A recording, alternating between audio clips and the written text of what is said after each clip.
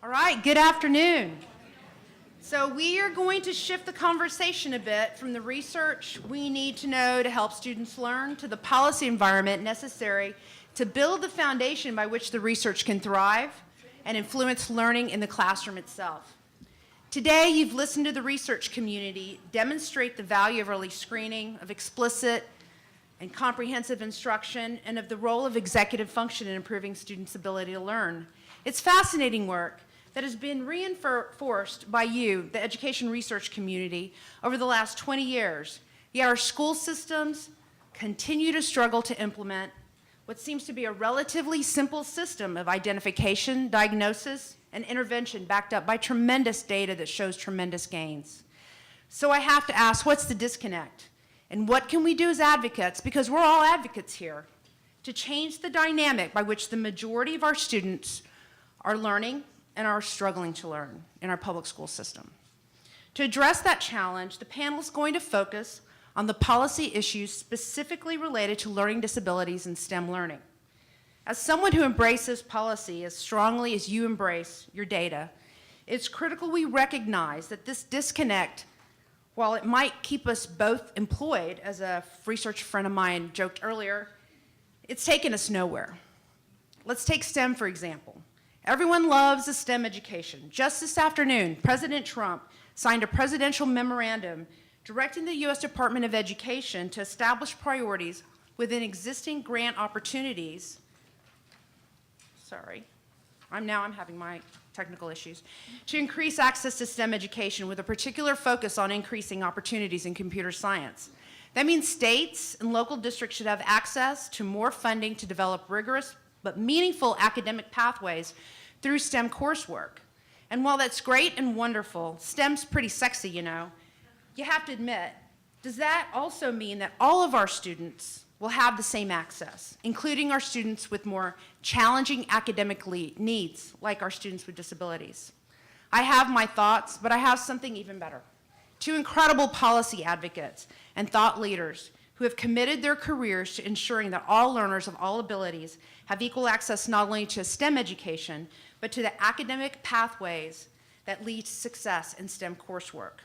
First, we have Lindsay Jones, Vice President and Chief Advocacy Officer for the National Center for Learning Disabilities, who leads a tremendous team of policy experts and advocates for NCLD's legislative strategy aimed at advancing policies and legislation that supports the success of individuals with learning and attention issues in school, in work, and in life. And secondly, we have Dr. Karen Cheser, newly appointed Superintendent of Fort Thomas Independent Schools in Northern Kentucky, who brings her experience as Deputy Superintendent and Chief Academic Officer of Boone County Schools, where she was recognized by the American School Board Journal for her successful efforts in response to intervention strategy over the last decade in those schools. Both will address why STEM learning is appropriate for all students, why the need for strong foundational policies to establish access for all students is critical, and why, as advocates, we should all play a role in promoting STEM learning for students of all learning abilities. So, Dr. Cheser, I'll bring you on up. Well, good afternoon, and there's nothing like being the only thing that stands between you and the happy hour, right? And we're already a little late, so, but hopefully we can put some meat on the bones here and really talk about how we can take the wonderful work that you're doing and make it really happen in schools. Now, I'm in a pretty precarious position right now because I came from a school district where we had RTI down and we're seeing tremendous results. In Boone County, we actually doubled our percentage of students with disabilities who were proficient in math. We increased our math proficiency for all students to a level that made us a district of distinction. But what I'm most proud of is that we reduced the percentage of our students identified for special education from 14% to 10%. So 800 students. Now, what does that mean? That meant that then we could free up our general funds that were being used to pay for teachers to be able to intervene earlier. And it didn't mean that we didn't have students that didn't have disabilities. We do. And they needed specially designed instruction. But we got to a point where we were darn sure that that's what they needed, not that we just didn't give them access to the right instruction ahead of time.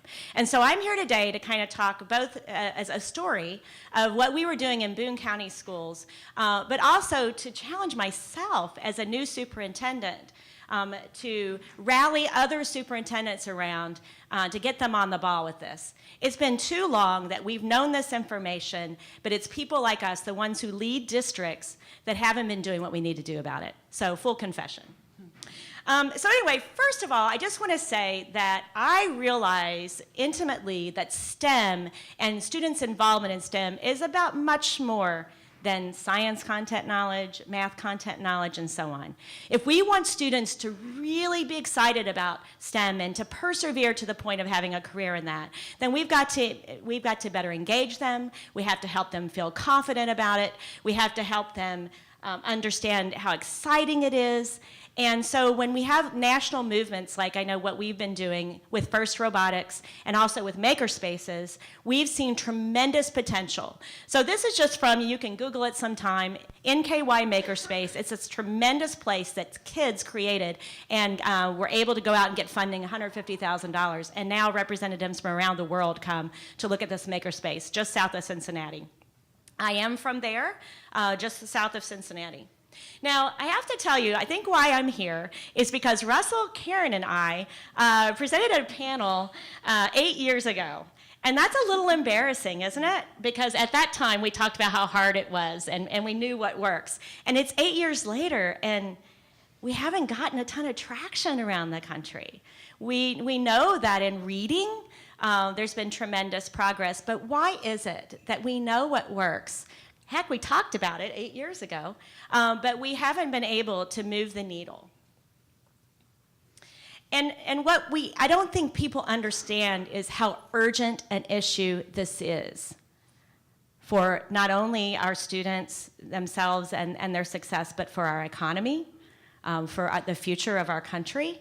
So I wanted to just share these data here. The Center for Education Policy Research did a research on Kentucky students over several years. And what they were looking at is which students are persevering, not just to college, but are actually persevering to the second year and beyond. But they were just looking at the second year. And so what we have here are the numbers. If we look at our ninth graders, all the ninth graders in Kentucky, and we are sorting them by math quartile at the end of 8th grade. So what we know is those students that were in the bottom quartile in math at the end of 8th grade only have only a 20% chance, or 20% of our students actually went to college, and only 11% went the second year.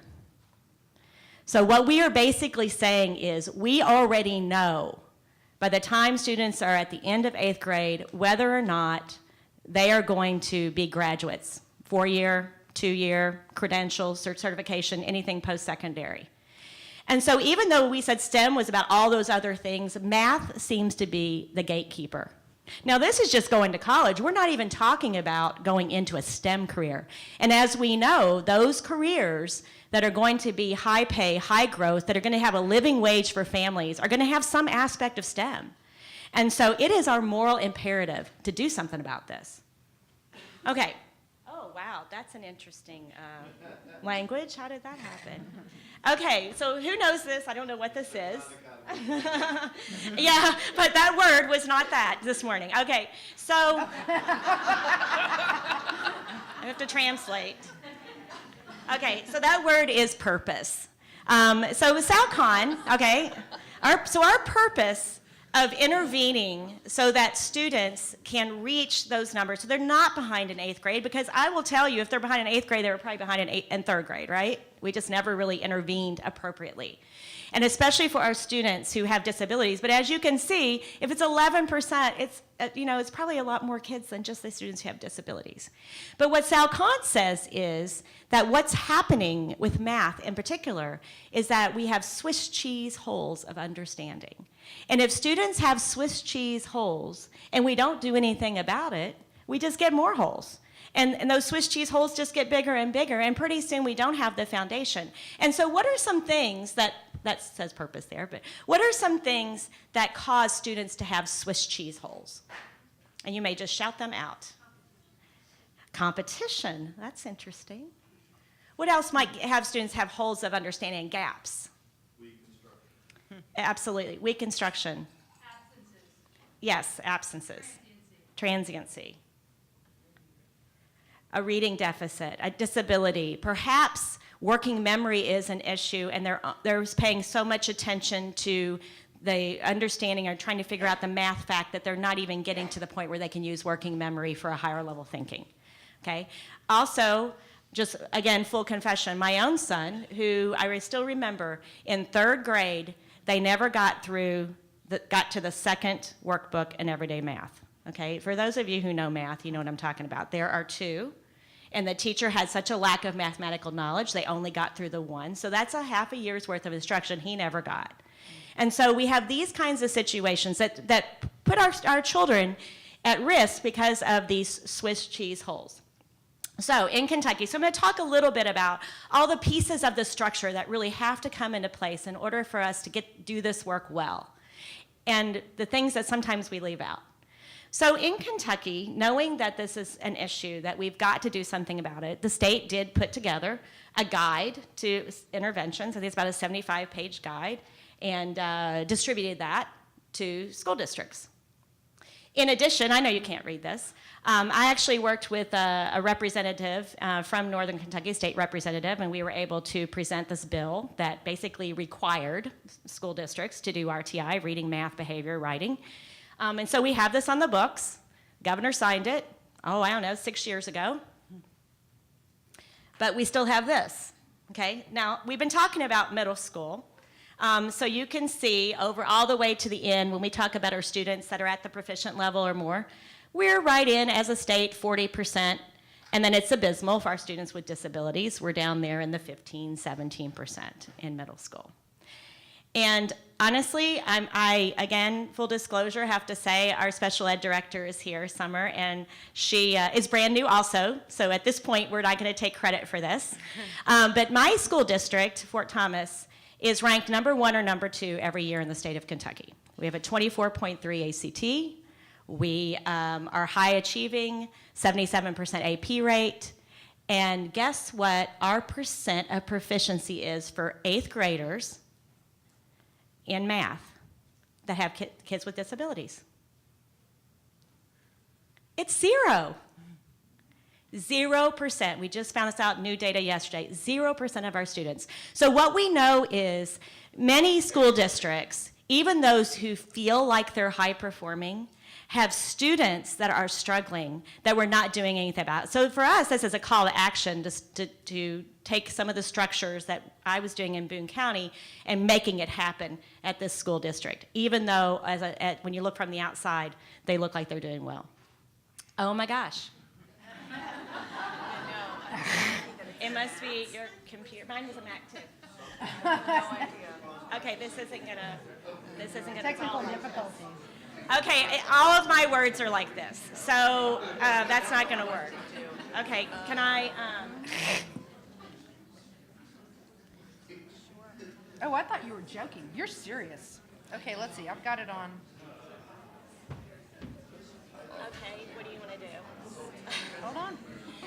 Okay, I'm just gonna tell you what it says. Yeah. Okay. But I'm gonna have to do this. Hold on just a sec. Let me get my Dropbox.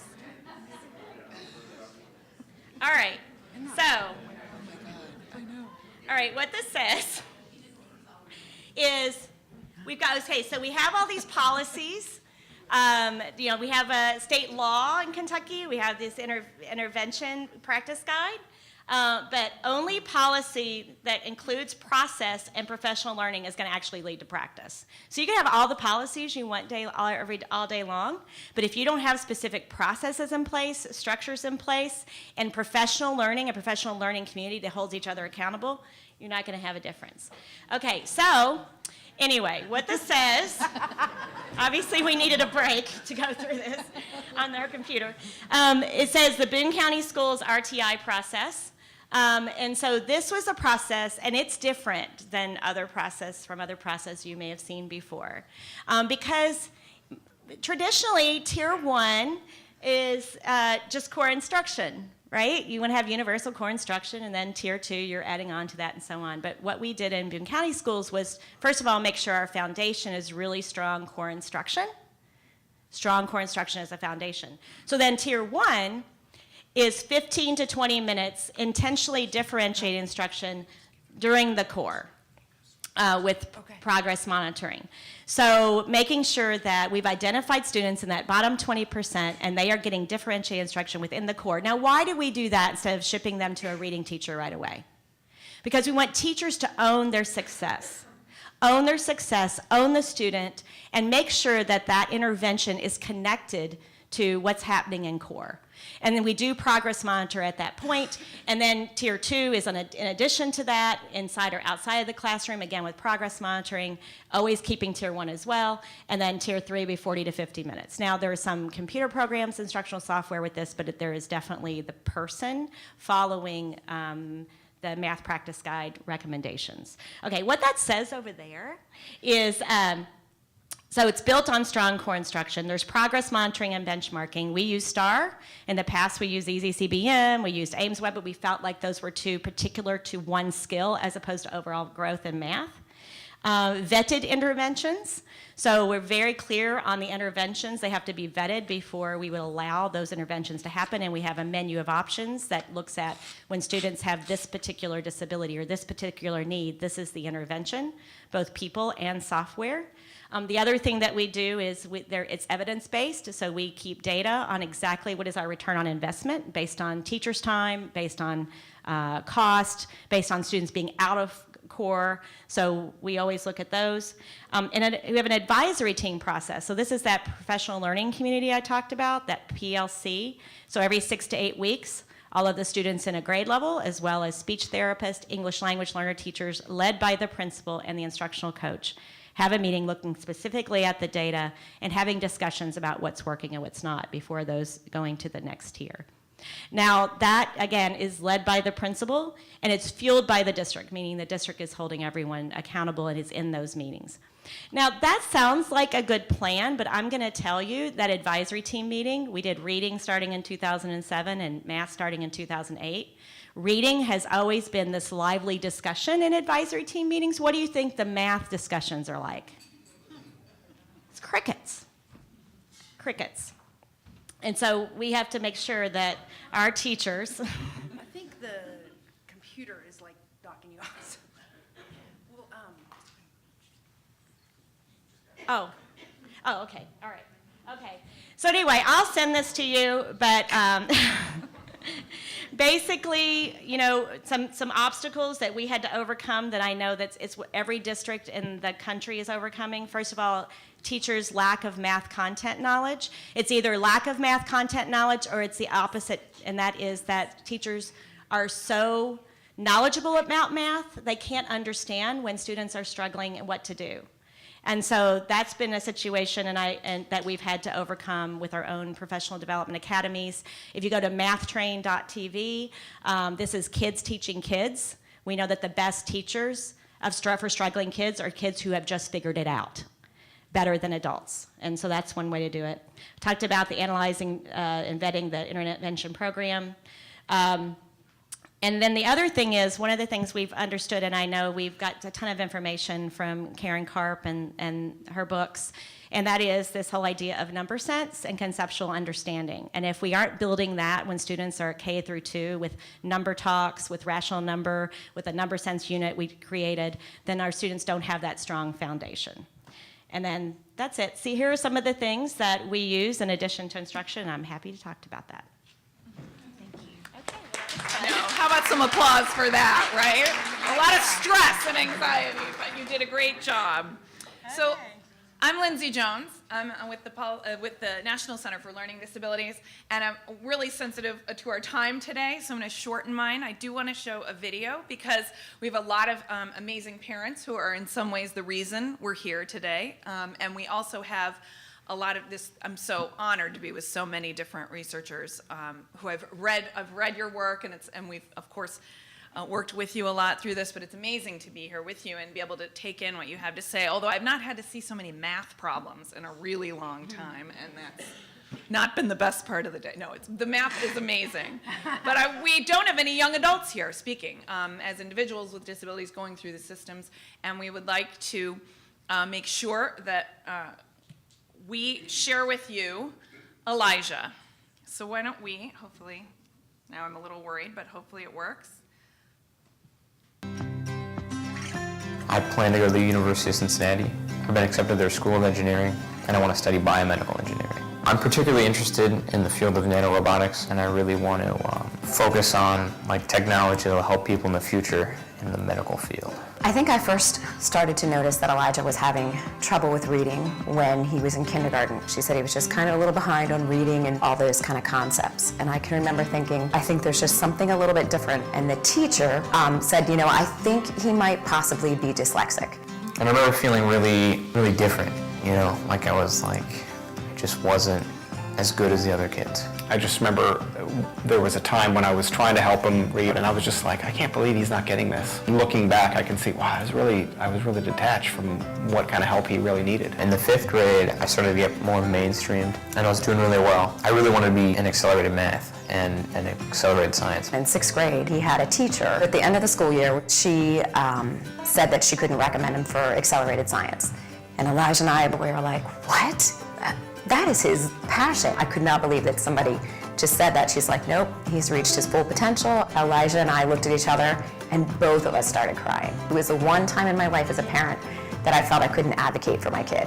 So I started 7th grade just in the normal science class and accelerated math. Midway through the year, my math teacher, Mr. Anderson, noticed that I was one of the top kids in the class, and I was always asking questions, and I was always just trying really hard. And he asked me one day, he said, why aren't you in accelerated science? And I just said they didn't think I was smart enough. The next day, my schedule got changed. The accelerated science teacher told me, don't expect to get an A. You're probably not ready for it. And I, got an A. It felt so good to be able to see my son be where he needs to be in terms of accelerated science, accelerated math, and getting the supports that he needs in his regular language arts class. I'm really grateful for Mr. Anderson, and I'm really grateful for teachers like him. If he never would have put a good word in for me, how different, everything might have turned out. So we are really grateful for Alijah's teacher, Mr. Henderson, but that can't be what it depends on, right? That can't be what all the work in this room comes to, is one person taking an interest in someone. So we've talked a lot about the need to invest more in good research, in early intervention, in translating that research. One other thing we must consistently keep our eye on is where are the stigma barriers happening in our classrooms, and from my perspective, in our policies. So getting the word out about the research is a large part of my job, to make sure that that story doesn't happen, isn't the way that things happen, because I think we'd all agree it's unacceptable. Your research demonstrates it shouldn't have to be there, and all of us understand that we must stand up and fight to ensure that it's not. We've seen a lot about the economic potential that we're losing, in addition to the human potential.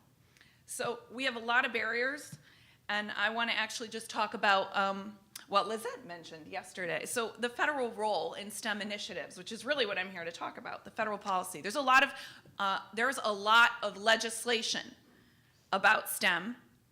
There's not a bit of it that focuses on disability and how disability should be included. And until yesterday, the Trump administration, our current administration, had not prioritized or increased funding for STEM education. We saw under the Obama administration declining investment in STEM education. And so so that you understand a little bit about what happened yesterday, President Trump signed an executive order that is going to direct Secretary DeVos to invest $200 million of current funds in the Department of Education. These are not new funds. They'll be funds that will be coming from something else. It's basically establishing priorities and discretionary grant programs for STEM education. So this is a good thing for STEM education, but from our perspective at the National Center for Learning Disabilities, we're going to be very concerned about where are we going to rob Peter to pay Paul.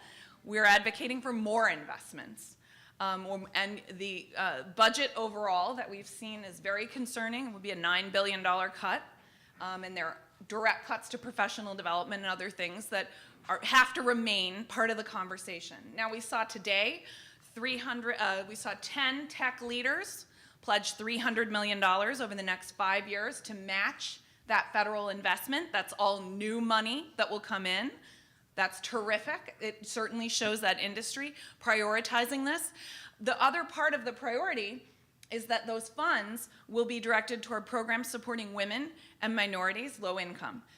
Terrific, absolutely something we should support. We'd love to see the word disability in there as well. If we're gonna start throwing words like that out there, let's put disability in the mix. We can see today what we need to be doing. I don't think that you can sit here and listen to what we've heard and not be convinced that we need more investment in this, and we need it to get out. So there are many pieces of legislation. The final thing I'll say, there's many opportunities in the Elementary and Secondary Education Act. There are opportunities in the Perkins Act.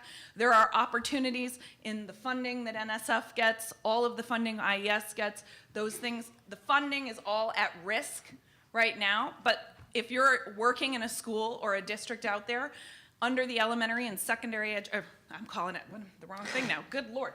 ESSA, the Every Student Succeeds Act, excuse me.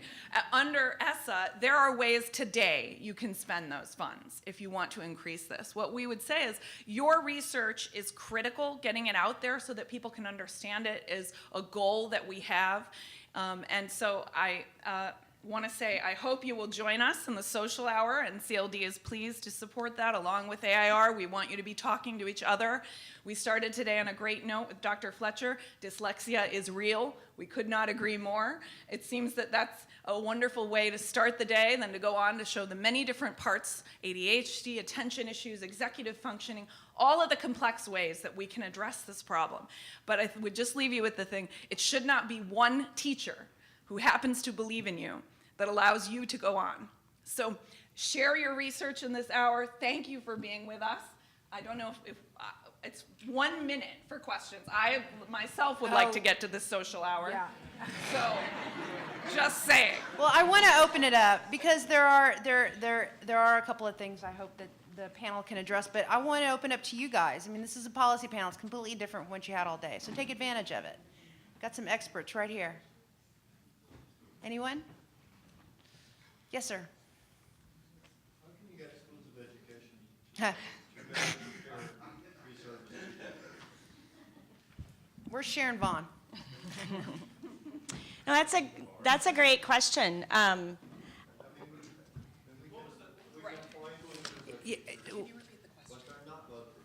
So addressing the teacher education preparation programs and their lack of ability to really do a good job with our kids.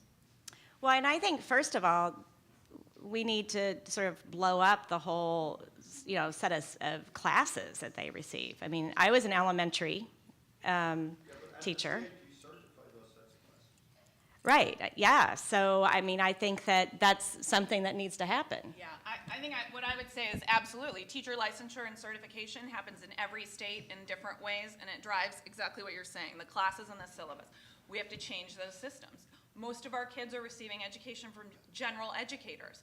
Those educators are not given the appropriate amount of support. And what we saw today was pretty shocking. The first, I think it was Karen Karp, we're not doing a good job at general education for students. I mean, that was a whole talk about general education.